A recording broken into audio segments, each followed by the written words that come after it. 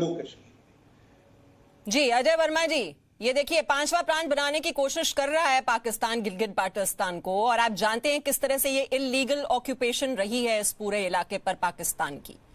लेकिन आपके जो सुर हैं वो तो पाकिस्तान के साथ जाकर मिल जाते हैं। चाइना को लेकर भी खूब अपीजमेंट रही है। ये उसी का ही नतीजा हो रहा है ना कि शह इतनी है, अब किन किन मोर्चों पर भिड़ेगा भारत, किस किस से लड़ाई लड़े। आप आई इतने दिनों बाद कोविड काल में, धन्यवाद आपके पुणे ज्वाइन आके करने का। और मैं दूसरी बात ये बता दूं कि मन की बात में हमारे देश के विश्व गुरु साहब, प्रधानमंत्री साहब एक बार भी चाइना का नाम नहीं लेते हैं। ये हिंदुस्तान पूछता है, ये पूछ रहे हैं 135 करोड़ लोग कि आपने एक बार भी नाम नहीं लिया चाइना का। इससे चाइना का मनोबल बढ़ता है। और ये पूछ रहे हैं हिंदुस्तान के लोग आपसे कि ये इस वक्त आप 4 नहीं 6 चूँकि ये चाइना चालबाज था, चालबाज है, चालबाज रहेगा। उसने अपनी पूरी तैयारी की हुई है और वो लोगों को दिमाग भटकाने के लिए पाकिस्तान के हाथ रखकर, नेपाल को आपके खिलाफ कराकर, चूँकि आपकी विदेशी नीति गलत हो गई कि नेपाल जो कभी 70 साल में खिलाफ नहीं हुआ वो आखिर क्यों चला गया, ये भी हिंदुस्तान के लोग पूछ रहे हैं कि नेपाल जैसा छोटा राष्ट्र जो आपके गुण गाता था हमेशा, आखिर ऐसी कौन सी आपने वो दिखाई कि जिसकी वजह से वो चला गया। तो चाइना अपनी हरकतों से बाज नहीं आएगा। अभी भी आपने देखा, हमने पहले भी बताया था, कांग्रेस पार्टी ने भी, राहुल गांधी ने भी, कि बीजेपी के वहां पर उन्होंने कब्जा किया हुआ है। मोदी सरकार की विदेश नीति तो पसंद आ नहीं रही, बिल्कुल नहीं। लेकिन मेमोरेंडम ऑफ अंडरस्टैंडिंग जो कांग्रेस करती है कम्युनिस्ट पार्टी ऑफ चाइना से, वहां से डोनेशंस आते हैं, राजीव गांधी फाउंडेशन में वो डाइवर्ट होते हैं, वो नीति बिल्कुल सही है।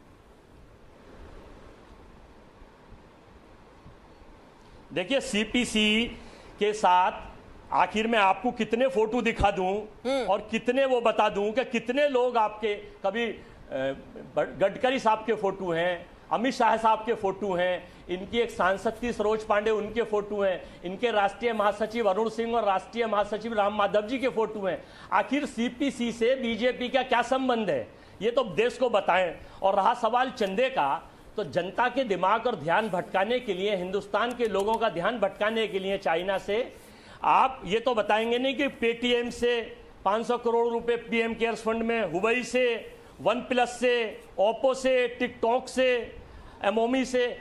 आखिर ये सरकार से ये देश के लोग पूछना चाहते हैं कि आप देश को ये बताएं कि चाइनीज कंपनियों को सबसे ज्यादा गुजरात स्टेट में इन्वेस्टमेंट किया हुआ है, सबसे ज्यादा चाइनीज ने धारणी में एक संयंत्र लगाया हुआ है, पेट्रोल की डिपेंडेंस गुजरात में है। आखिर ये पूछता है संसार कि आपको चाइनीज से इतना प्यार क्यों है। यही तो अजय वर्मा जी मैं पूछ रही हूँ कि ये भक्ति तो चीन की कौन कर रहा है।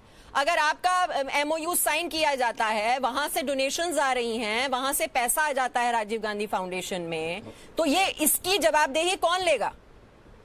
अब बीजेपी के प्रवक्ता तो है नहीं कि जो आप उन पर आरोप लगा रहे हैं कि मैं उनसे स्पष्टीकरण ले पाऊं। अब आप जुड़े हुए हैं तो स्पष्टीकरण आपको देना होगा कि वो एमओयूज जो साइन हुए उस नहीं अजय वर्मा, ये तो आपको ट्रांसपेरेंसी बरतनी होगी ना। उस मेमोरेंडम ऑफ अंडरस्टैंडिंग में क्या बातें थी तो वो आप जनता के सामने रखिए।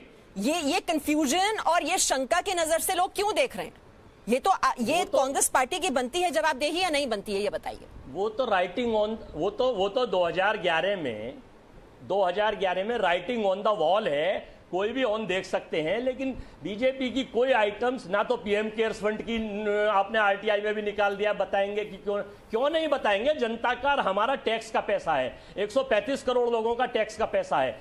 आप कुछ लोगों को छोड़ दीजिए, जो इनका आईटी सेल है, पहले 2014 में 35,000 लोग थे और 2019 में अब 70,000 आईटी सेल के जो हो गए। लोग बताते हैं, उनका काम यह है कि इस झूठ को इस देश में इतना फैला दो कि जब तक उसमें सत्यता की जांच हो तब तक आपका काम हो जाएगा। इस वक्त आप ये बताइए, राष्ट्र को जो खतरा चाइना से है उसके लिए आप क्या कर रहे हैं। और जो जमीन हमारी कब्जा ली है, जो चाइना अभी घुसपैठ कर रहा है, चाइना ने सारी सेना, तोपखाना, बारूद खाने लगा रखे हैं, सरकार उस पर क्यों नहीं कड़ा एक्शन ले रही है।